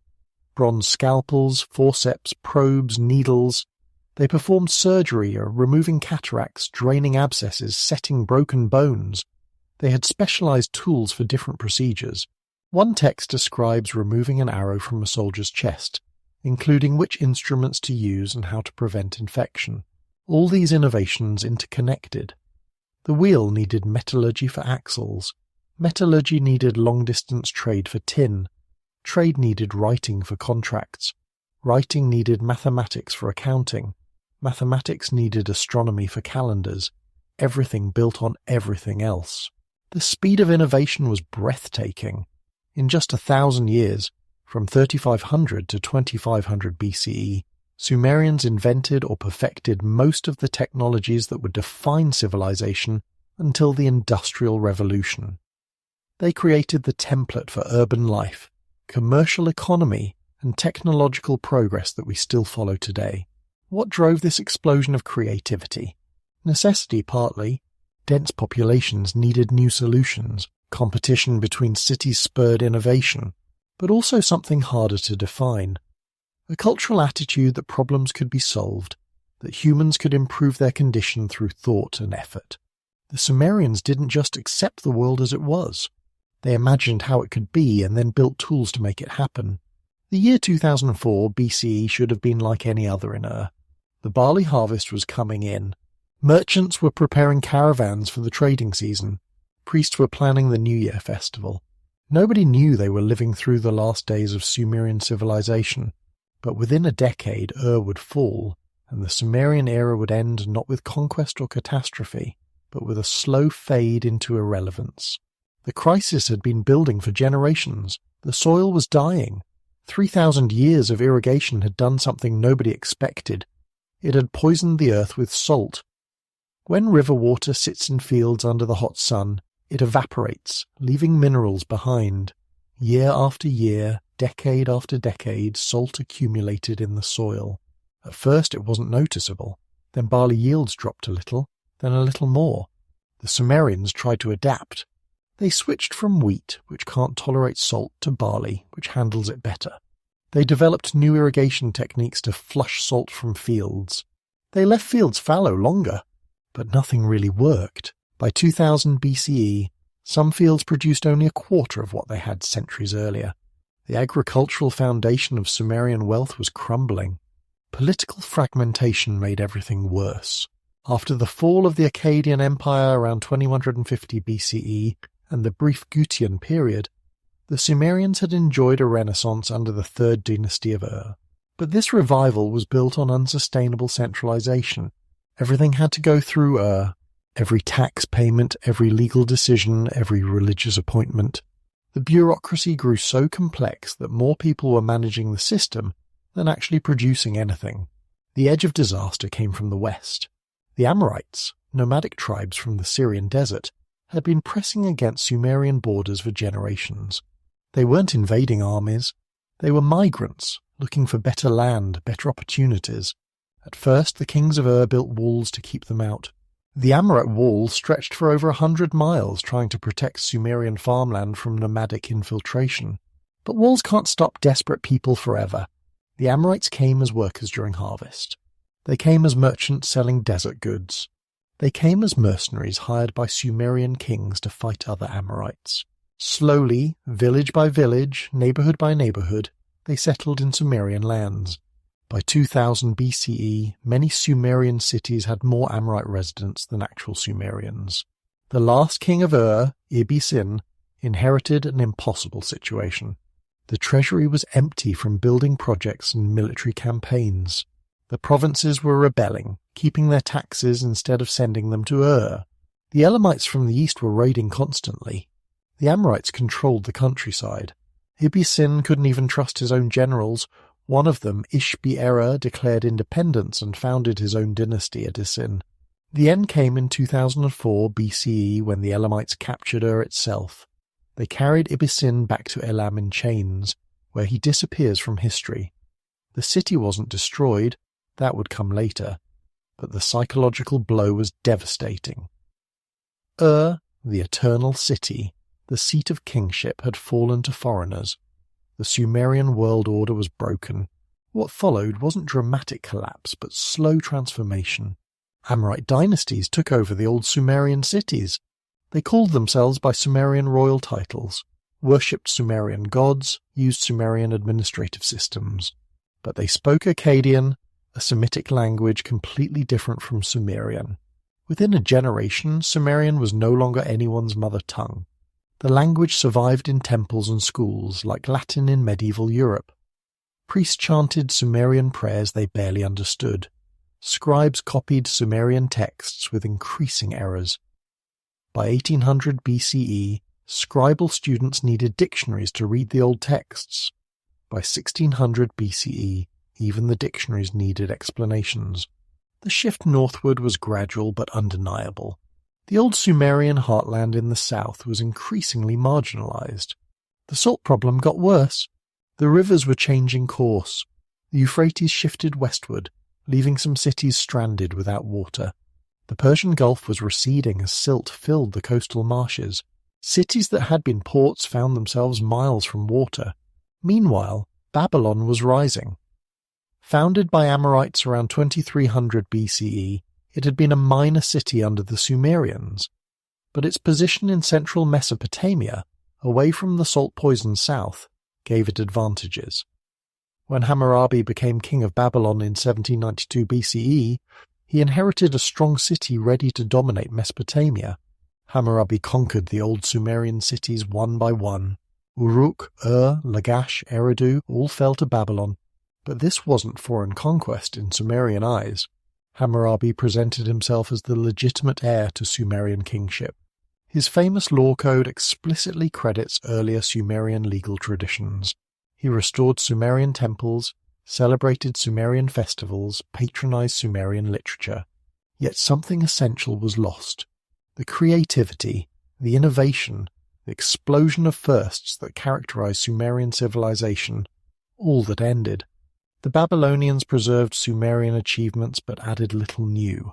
They copied the Epic of Gilgamesh but wrote no new epics of equal power. They used cuneiform but didn't improve it. They maintained the calendar but didn't refine it. Climate change accelerated the decline. Tree ring data and lake sediment analysis show severe droughts hit Mesopotamia around 2200 BCE and again around 2000 BCE. The reduced rainfall would have made salt accumulation worse and irrigation more difficult. Some scholars think climate change alone would have ended Sumerian civilization even without invasions or political collapse. The religious shift was subtle but profound. The old Sumerian gods remained, but with new Akkadian names and different personalities. Inanna became Ishtar, more warlike, less complex. Enki became Ea, more distant, less playful. The intimate relationship Sumerians had with their city gods was replaced by more formal, hierarchical worship. Even the physical appearance of people changed. Cylinder seals and statues show the population becoming more Semitic in features. The black-headed people, as Sumerians called themselves, were being genetically absorbed by the larger Semitic population. By 1500 BCE, there was no distinct Sumerian ethnic group, just Mesopotamians who remembered that their ancestors had been different. The last gasps of Sumerian culture came from unexpected places. In the far south, in the marshlands around Eridu, small communities maintained old traditions longer. They spoke a dialect that preserved Sumerian words. They told stories that echoed Sumerian myths. But even these holdouts eventually assimilated or disappeared.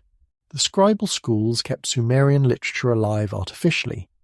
Student exercises from 1600 BCE show them copying texts they clearly didn't understand, making errors that prove they were working from sight, not comprehension. One tablet has a note from a frustrated teacher. You write Sumerian like a barbarian speaks Akkadian. The irony is that Sumerian culture conquered its conquerors. Every civilization that controlled Mesopotamia, Babylonians, Assyrians, Persians, adopted Sumerian innovations.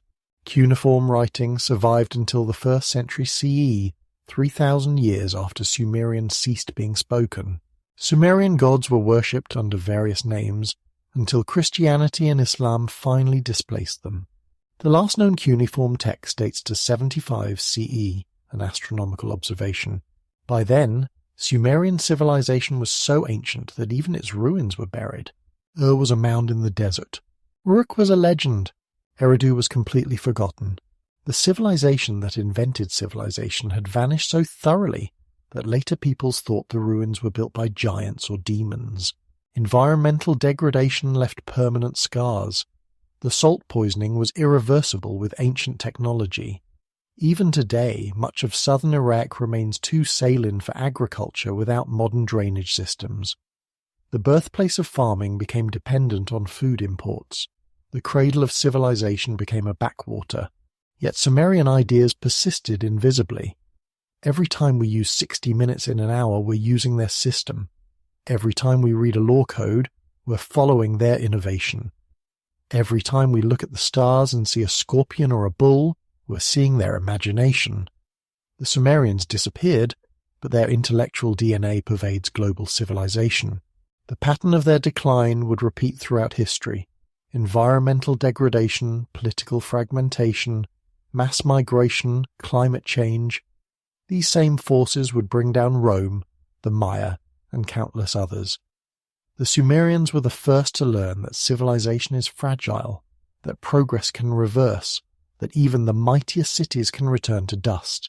What's remarkable is how peaceful the transition was. There was no apocalyptic war, no massive destruction. Sumerian civilization didn't collapse. It dissolved, like salt in water, leaving only traces of its presence. The Amorites and others didn't destroy Sumerian culture. They absorbed it, transformed it, carried it forward in new forms. By 1750 BCE, when Hammurabi controlled all of Mesopotamia, Sumerian was completely dead as a spoken language. The last people who had grown up speaking it were gone.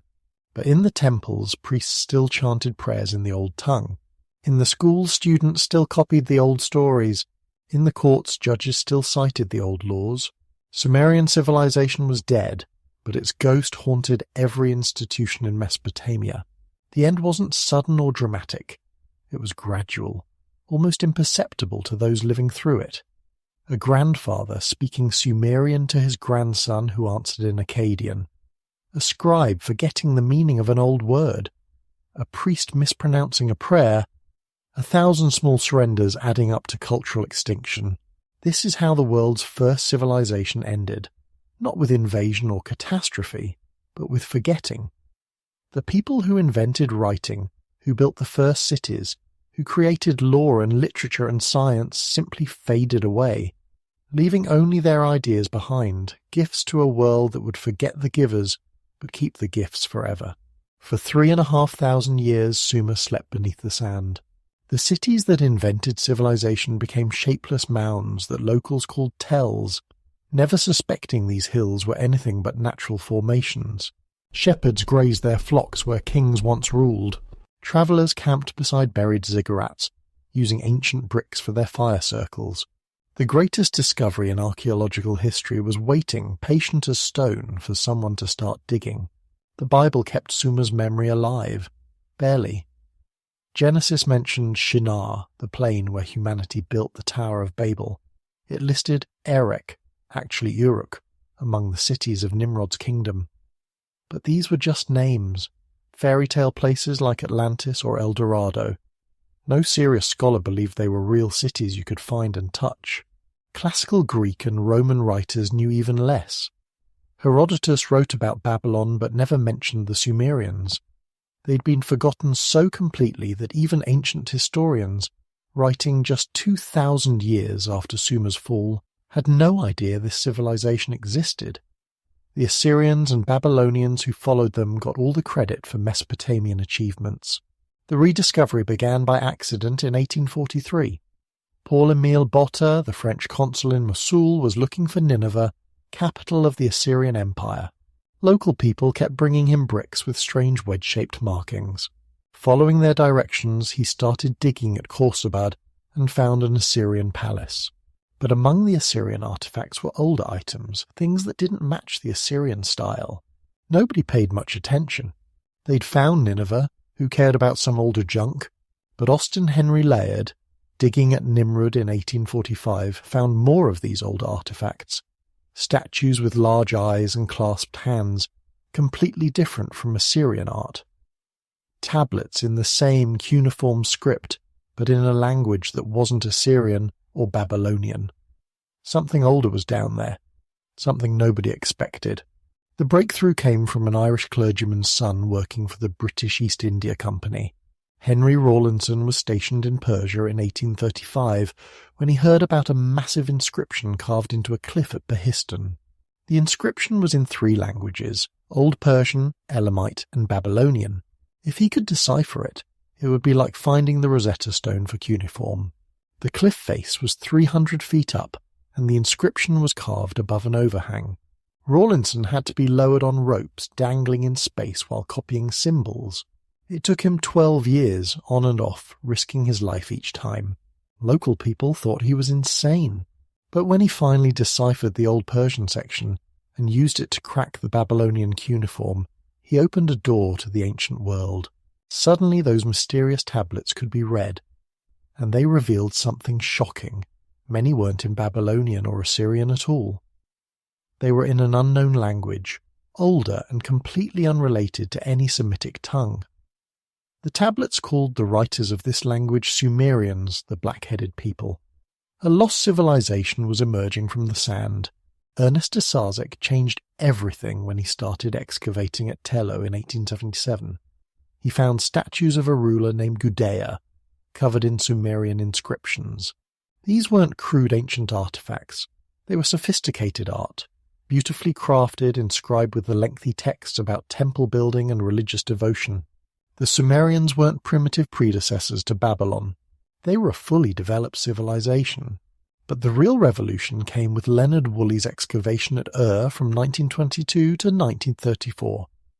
Woolley was meticulous, recording everything, preserving contexts, taking photographs. When he found the royal tombs of Ur, he didn't just grab the gold and run. He documented every skeleton, every bead, every broken pot.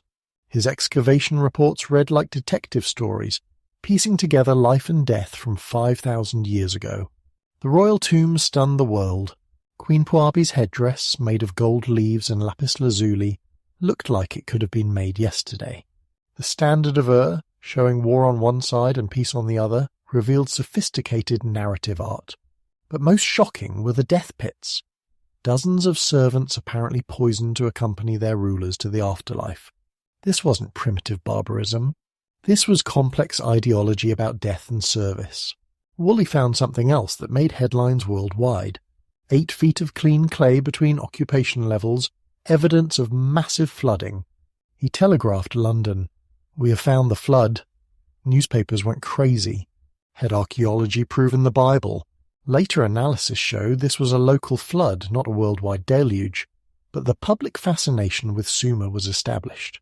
The decipherment of Sumerian took decades.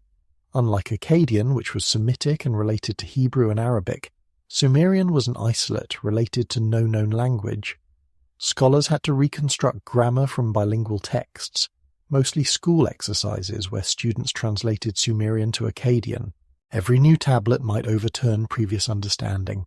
François Thureau d'Angin in France, Arnaud Pobel in Germany, and Samuel Noah Kramer in America slowly cracked Sumerian grammar.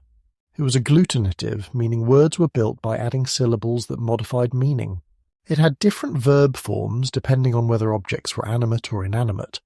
It was complex, subtle, and utterly alien to European linguistic concepts. As more tablets were translated, the scope of Sumerian achievement became clear. These weren't just tax records and temple receipts. There was literature, complex, beautiful, emotionally sophisticated literature. The Epic of Gilgamesh predated Homer by 1,500 years. Love poems, wisdom literature, theological debates, even humorous dialogues between students complaining about school. Iraqi archaeologists took charge of their heritage after independence. Taha Bakir, Fuad Safa and others weren't just digging for Western museums anymore. They were recovering their own history. The Iraq Museum in Baghdad became one of the world's great repositories of Sumerian artifacts. Iraqi scholars contributed major advances in understanding Sumerian language and culture.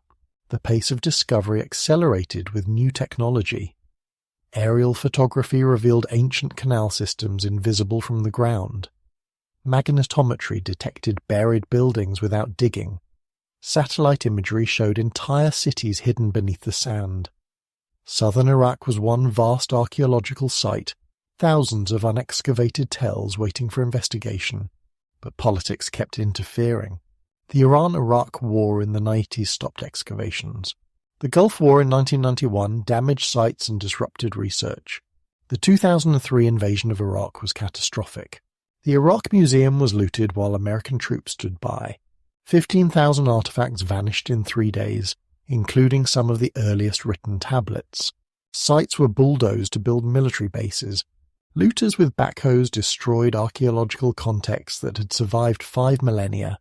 The looting was systematic and devastating. Organized gangs with shopping lists from international dealers targeted specific artifacts. The Waqf vase, that beautiful narrative of civilization's beginning, was cut from its base and stolen. Some pieces were recovered, hidden in gardens or buried in backyards, but thousands remain missing, sold to private collectors who keep them hidden. ISIS brought new destruction between 2014 and 2017. They bulldozed Nimrud, dynamited temples, smashed statues with sledgehammers while filming their vandalism.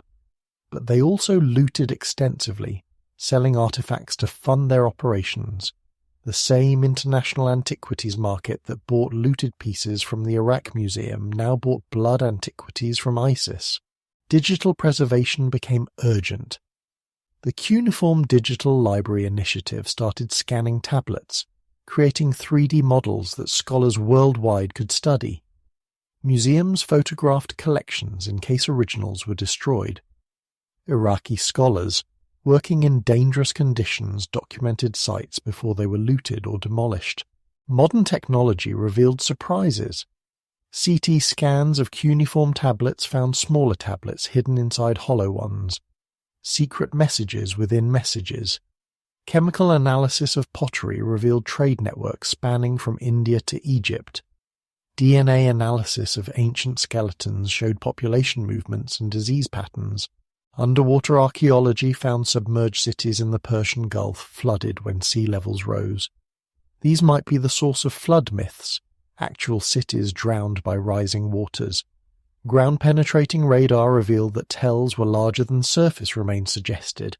Some small towns were actually major cities with suburbs extending for miles. The translation work continues. Of the 500,000 cuneiform tablets in museums worldwide, only about 10% have been translated. Most are administrative records, but any tablet might contain a lost epic, an unknown historical event, or a scientific discovery that changes our understanding of the ancient world. Recent discoveries keep surprising us.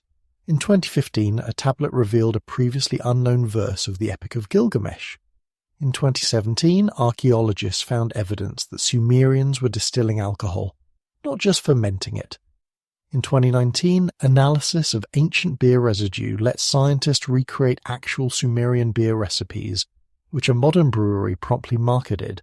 Crowdsourcing brought new energy to translation. The Zooniverse project lets anyone help transcribe cuneiform tablets. Video games like Assassin's Creed recreate Sumerian cities in stunning detail, making the ancient world accessible to millions. YouTube channels teach cuneiform writing. The civilization that invented writing is being resurrected through digital technology. Climate change threatens what remains. Rising temperatures and changing rainfall patterns accelerate erosion at exposed sites. Salt crystallization, the same process that destroyed Sumerian agriculture, now destroys Sumerian ruins. Many sites will be gone within decades unless they're excavated or protected. The irony is painful. The Sumerians were forgotten so completely that their existence had to be rediscovered. Now that we've found them again, we're losing them to war, looting, and climate change. Each destroyed tablet is a voice silenced forever. Each looted artifact is context lost, meaning erased. Yet the rediscovery of Sumer fundamentally changed how we understand human history. Before Sumer was found, civilization seemed to begin with Egypt and spread from there. Now we know civilization had multiple birthplaces, that the human journey to complexity started earlier and happened faster than anyone imagined. Finding Sumer taught us humility, a civilization that lasted 3,000 years, that invented most of the foundations of modern life, vanished so completely that its very existence was forgotten. If that could happen to them, what does it mean for us? What will archaeologists 5,000 years from now make of our ruins? The work continues. Every summer, when it's not too dangerous, archaeologists return to Iraq. Every day in museums worldwide, scholars puzzle over tablets, trying to understand words last spoken 5,000 years ago. Every discovery adds another piece to the vast jigsaw puzzle of humanity's first civilization. The Sumerians are still teaching us, still surprising us, still reminding us that everything we think permanent might be just a tell waiting for someone to start digging. Every morning when your alarm goes off at 7:30, you're using Sumerian mathematics. Those 60 minutes in an hour, 60 seconds in a minute, that's not natural or obvious. It's a choice made by people 5,000 years ago who counted on their fingers differently than we do. They counted finger segments using their thumb, giving them 12 on one hand. Multiply by 5 fingers on the other hand and you get 60. Every clock on Earth ticks to a Sumerian beat. The 7-day week comes from them too. They saw 7 celestial bodies that moved against the fixed stars: Sun, Moon, Mercury, Venus, Mars, Jupiter, and Saturn. Each got a day. When you complain about Monday or celebrate Friday, you're following a rhythm established before the pyramids were built. The whole world, whether Christian, Muslim, Jewish, Buddhist, or atheist, organizes time using a Sumerian invention.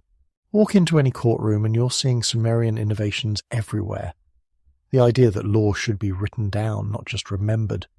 That punishments should be standardized, not arbitrary. That contracts need witnesses. That judges should hear evidence before deciding. When someone swears to tell the truth, they're participating in a ritual that started in Sumerian temples where oaths were sworn before divine statues. Modern contract law is basically Sumerian.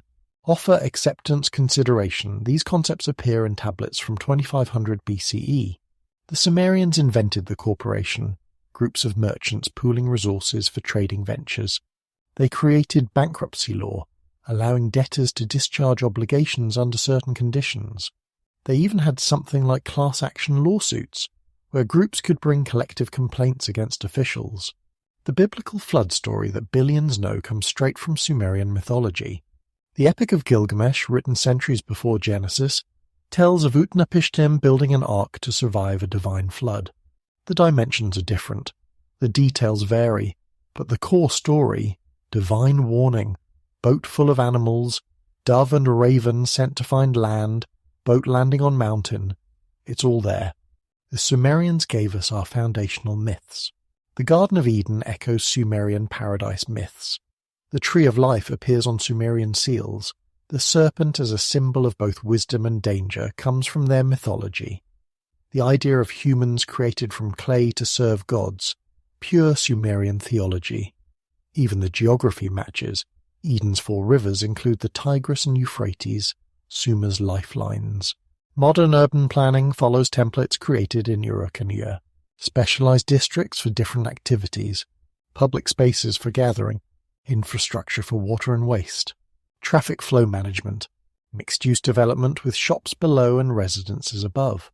When city planners design walkable neighborhoods with everything residents need nearby, they're recreating Sumerian urban design. Agriculture still uses Sumerian techniques. Crop rotation to preserve soil fertility, leaving fields fallow to recover, using legumes to fix nitrogen, creating drainage systems to prevent salt accumulation. The problems they faced, soil exhaustion, salinization, water management, are our problems too. Their solutions, refined but not fundamentally changed, still feed the world. The Sumerians invented the school, and its basic structure hasn't changed. Students sitting in rows, teachers at the front, copying exercises to learn writing, memorizing multiplication tables, homework, tests, grades, discipline problems. Even the complaints are the same. Students whining about harsh teachers, teachers lamenting lazy students. A Sumerian parent complaining about school fees would fit right into a modern PTA meeting. They created the concept of the library, not just storing books, but organizing them, cataloging them, making them accessible. The library of Ashurbanipal, built on Sumerian foundations, had a cataloging system so sophisticated that archaeologists use it to reassemble broken tablets.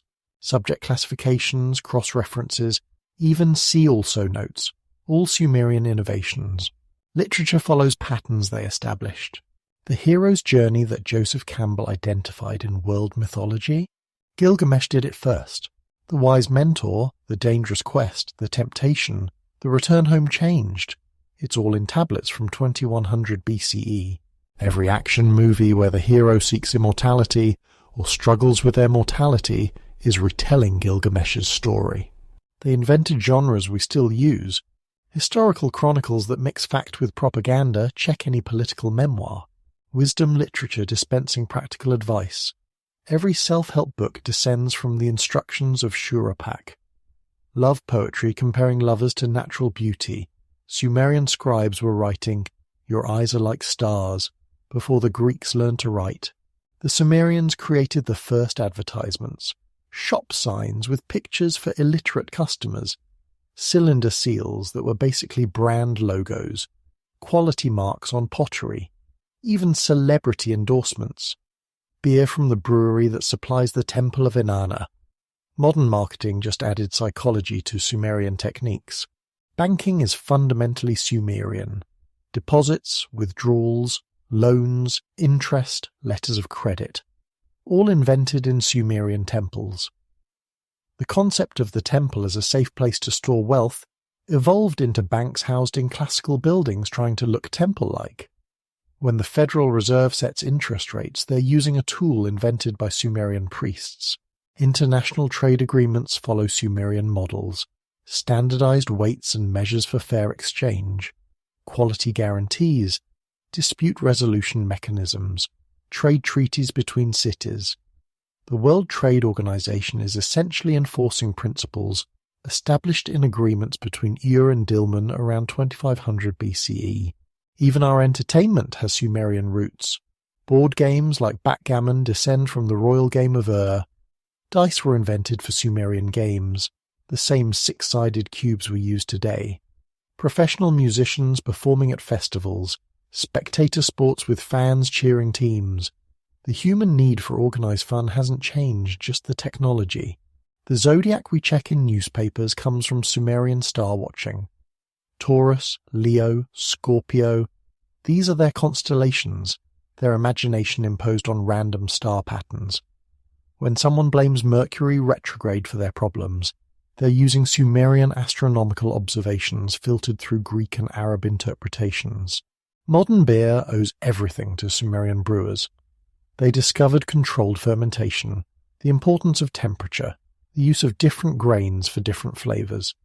They created the tavern as a social institution. The craft beer movement, with its emphasis on traditional techniques and varied flavors, is essentially recreating Sumerian brewing culture. Mathematics education follows their curriculum.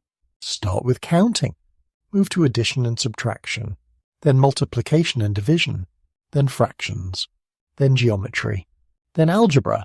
This sequence, logical as it seems, was their invention.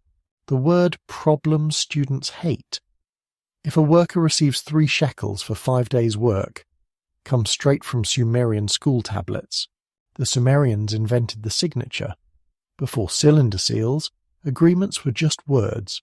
After, they had verifiable authentication. Your signature on a credit card receipt is the direct descendant of a Sumerian merchant rolling his seal across wet clay. The concept that a mark can represent a person's commitment unchanged for 5 millennia. They created professional specialization. Before Sumer, everyone was a generalist. Farmer, builder, craftsman as needed. After, you could be just a potter, just a scribe, just a merchant. This specialization, allowing people to develop expertise, drives modern economy. Every job title, from software engineer to barista, exists because Sumerians proved specialization works. The concept of insurance started in Sumerian merchant ventures, traders spreading risk across multiple investors, compensation for lost cargo, premium payments for coverage. When you buy car insurance, you're participating in risk management strategies invented for donkey caravans carrying goods to Dilmun. Sumerian innovations in information storage led directly to our digital age. They faced the same problem we do: too much information to remember. Their solution, writing, was the first external memory device. Clay tablets were the first hard drives. Cuneiform was the first digital system. Discrete marks combining to create meaning just like computer binary code. Their approach to time as a commodity appears everywhere in modern life. Hourly wages, billable hours, time management, scheduling, deadlines. The idea that time can be measured, valued, bought and sold started with Sumerian administrators calculating workdays for temple projects. Environmental challenges they faced are ours magnified. Soil degradation from intensive agriculture, water scarcity requiring careful management, climate change disrupting traditional patterns, urban pollution, resource depletion. Their failure to solve these problems led to civilization's first collapse, a warning we're still not heeding. The Sumerian model of empire, cultural dominance rather than just military conquest, shapes modern geopolitics. When America exports movies and music, when China builds infrastructure in Africa, when any nation promotes its language and values, they're following Sargon's playbook of cultural imperialism backed by economic power. Gender relations in modern society still echo Sumerian patterns. They established the public-private divide, with men dominating public spaces and women controlling domestic spheres. The struggle for women's rights is partly an attempt to return to early Sumerian models where women could own property, run businesses, and serve as priestesses. Religious concepts that billions follow originated in Sumer. The idea of personal gods who care about individual humans. Temples as community centers, not just worship sites. Professional clergy managing spiritual and practical affairs. The mixture of faith and commerce that characterizes modern megachurches would be perfectly familiar to Sumerian priests. The Sumerians proved that humans could live in cities, that strangers could cooperate, that civilization was possible. Every city on Earth, from Tokyo to Sao Paulo, exists because Uruk demonstrated that urban life could work. The problem cities face, inequality, crime, disease, alienation, are problems first encountered in Sumerian cities. Their greatest legacy might be the idea of legacy itself. The Sumerians were the first to consciously preserve knowledge for future generations. They invented the concept of heritage, of civilization, as something to be passed forward. When we save documents, preserve artifacts, or record history, we're following their example. We live in a Sumerian world. Our cities follow their patterns. Our time follows their mathematics. Our laws echo their codes. Our stories retell their myths.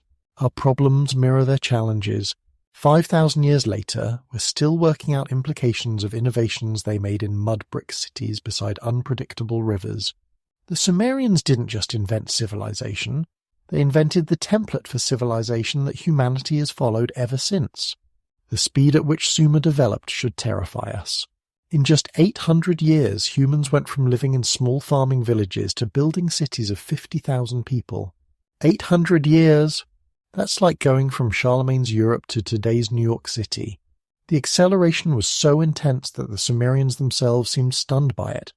Their literature is full of nostalgia for simpler times, for when gods walked among humans and life made sense. This speed came with a price nobody anticipated. The first mental health crisis in recorded history appears on Sumerian tablets. People writing about anxiety, depression, feeling overwhelmed by city life. My heart is not glad. The bright day is hidden from me, writes one sufferer around 2000 BCE. The human brain, evolved for small tribal groups, was suddenly processing urban complexity. We're still struggling with that same mismatch today. The Sumerians discovered that every solution creates new problems. Irrigation solved hunger but created salinization. Cities solved cooperation but created inequality. Writing solved memory but created bureaucracy. Laws solved disputes but created lawyers. Money solved trade but created debt. They were caught in an innovation trap. Each advance required more advances just to manage the complications of the previous advance. Look at their irrigation system. First, they dug simple channels. But channels need maintenance, so they created work gangs. Work gangs need supervisors, so they created management hierarchies. Managers need payment, so they created taxation. Taxes need records, so they created writing. Writing needs education, so they created schools. Schools need funding, so they raised taxes. Higher taxes need enforcement, so they created police. It never ended. One simple ditch led to the entire apparatus of the state. The Sumerians showed us that inequality might be hardwired into civilization. The moment you have surplus, someone will have more than someone else. The moment you have specialization, some jobs will be valued more than others. They tried to manage this. Debt forgiveness jubilees, temple welfare systems, laws protecting the weak. But inequality always returned, usually worse than before. Every civilization since has struggled with this same dynamic. Their relationship with knowledge was complicated. They understood that knowledge was power, but also that it was dangerous. Scribes guarded writing secrets jealously. Priests kept ritual knowledge hidden. Even medical knowledge was mixed with deliberate mystification to maintain professional monopoly. The tension between open knowledge that benefits everyone and closed knowledge that benefits the few started in Sumerian schools. The universality of human nature shines through their texts. A father writing to his son in 2000 BCE. You're wasting your life in the taverns. You come home stinking of beer. You hang out with worthless friends. Why can't you be like your brother? Every generation thinks the next generation is going to hell. Every young person rebels in the same ways. Their humour was exactly like ours. Fart jokes appear on multiple tablets. A dialogue between two students includes, "Your mother is fat," followed by, "Your essays are boring." They had sarcasm. "Oh sure, the tax collector is here to help us." They had irony. "The poor man is always generous with advice." They even had what we'd recognise as stand-up comedy routines, performed at festivals. Love was the same too. "Bridegroom, let me caress you. My precious caress is more savoury than honey." That's from 2000 BCE, but it could be from any love song today. They had pick-up lines. "Your beer is delicious.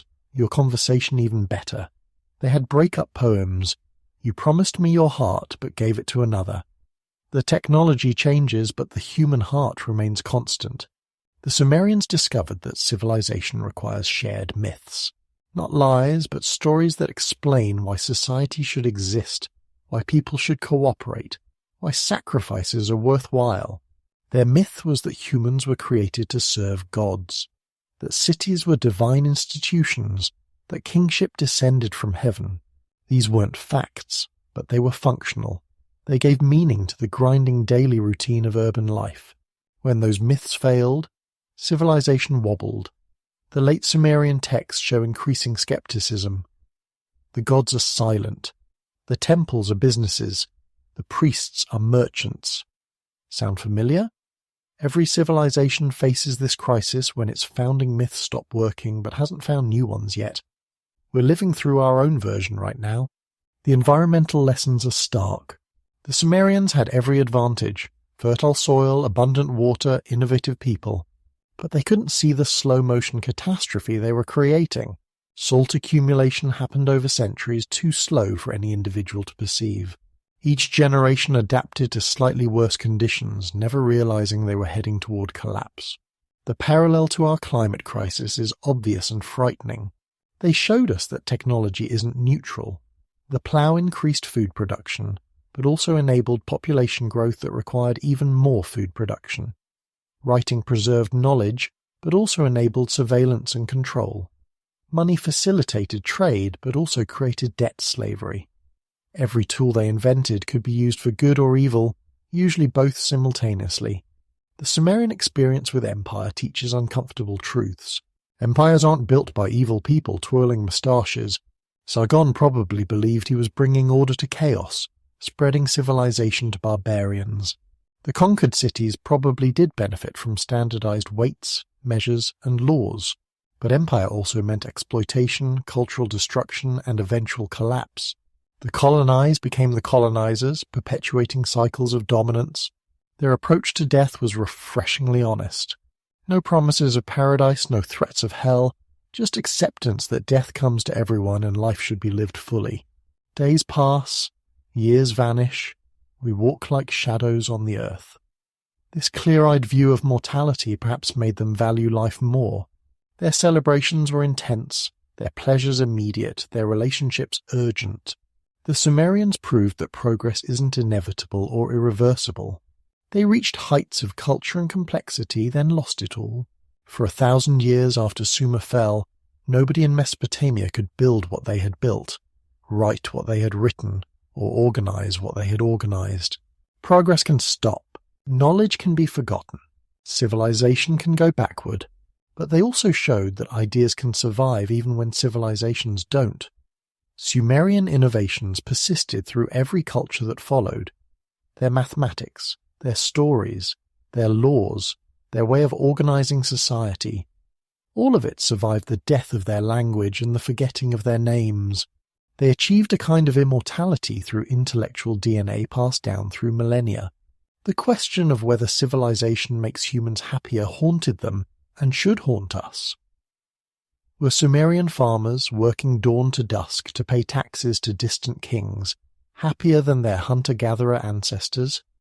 Are we, with our smartphones and antidepressants, happier than Sumerian farmers? They never answered this question, and neither have we. The Sumerians discovered that civilization is a trap you can't escape. Once you have cities, you can't go back to villages. There are too many people.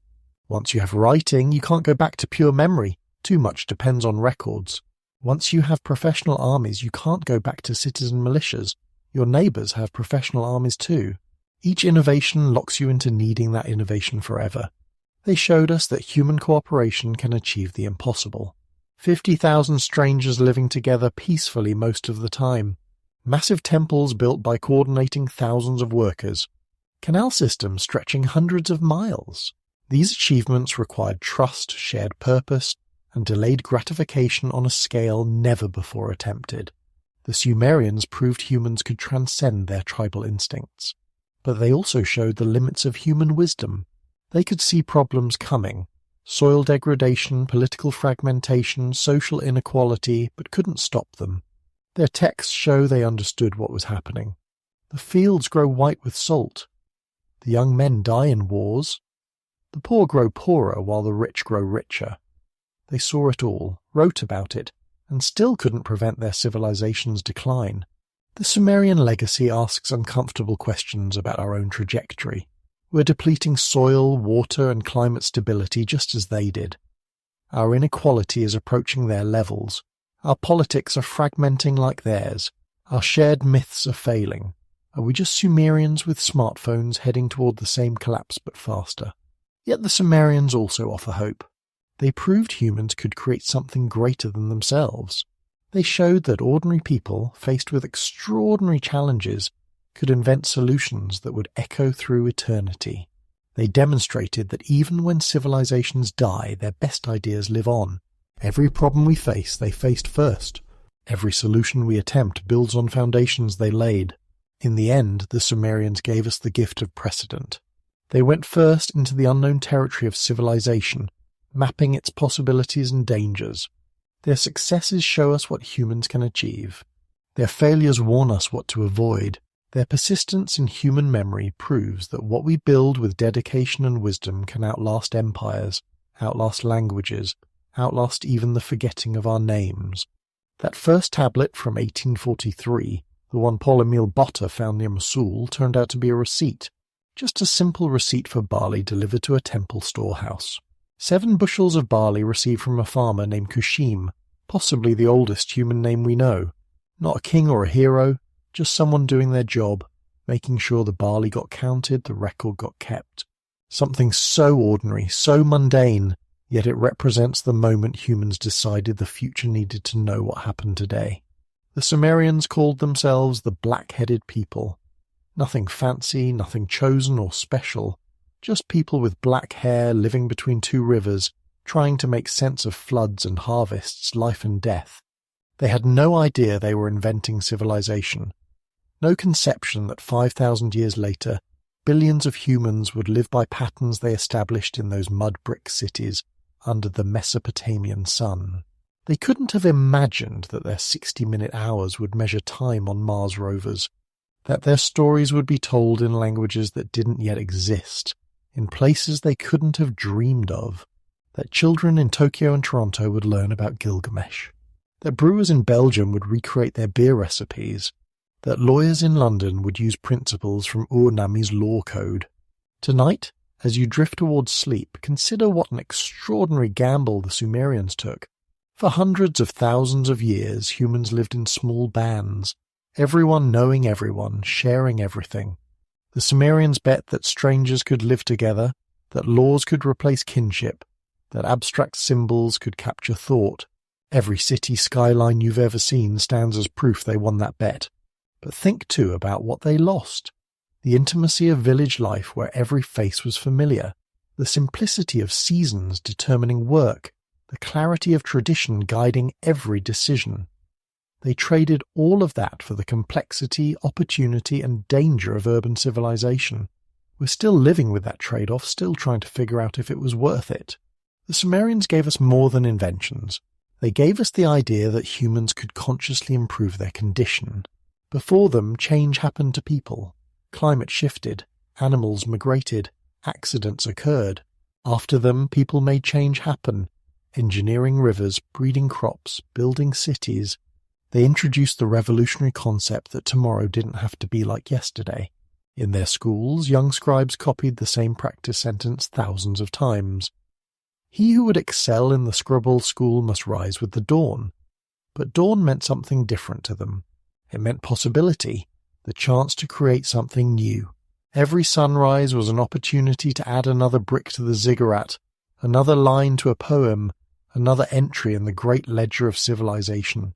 The lights of our cities, visible from space like a constellation fallen to earth, began with oil lamps flickering in Uruk's windows. Someone had to be first to say, the darkness doesn't have to win every night. Someone had to press reeds into clay and insist that words could outlive speakers. Someone had to look at wild grasses and imagine bread. The Sumerians were those someones, the first to try what no one had tried before. And perhaps, somewhere in southern Iraq, beneath the sand and silence, lie more tablets waiting to tell us stories we've forgotten we knew. Each year, erosion and looting destroy irreplaceable pieces of our shared heritage. But each year also brings new discoveries, new translations, new understanding of these people who went first into the unknown territory of civilization. The tragedy isn't that Sumerian civilization ended. Everything ends. The tragedy is that they were forgotten so completely that their existence had to be rediscovered. For 3,000 years, humanity's first writers, first lawmakers, first city builders were erased from memory. If that could happen to them, with all their achievements, what does it say about our own permanence? Yet here's the miracle, they're not forgotten now. Every time someone reads this, the Sumerians live again. Every time a student learns cuneiform, their language breathes. Every time we use their innovations, from writing to wheels to weekends, we prove that what humans build with wisdom and dedication can achieve a kind of immortality. The Sumerians didn't just invent writing or cities or law. They invented the idea that humans could build something larger than any individual life, something that could carry meaning across millennia. They proved that ordinary people, farmers, potters, merchants, scribes, working together could create the extraordinary. They showed us that civilization isn't something that happens to us, but something we create. One tablet, one brick, one day at a time. Their greatest gift wasn't any single invention. but the proof that invention itself was possible. They opened a door that can never be closed, the door to human possibility. Once opened, it led to everything: democracy, science, art, exploration of space. The device you're using to hear these words. All of it traces back to those first tentative marks in clay beside the Euphrates. The first civilization sleeps beneath the earth, but its dreams became our waking world. Every contract signed, every story told, every city built adds another layer to the foundation they laid. We are all Sumerians now, heirs to their triumphs and failures, still working out the implications of their original bet that strangers could become citizens, that symbols could capture thought, that humans could build something permanent in an impermanent world. The sun rises tomorrow on a world they made possible, and in that dawn light, if you know where to look, you can still see the first dawn, the morning when everything changed, when humanity stepped out of prehistory and into the recorded light of civilization, stylus in hand, ready to write the future.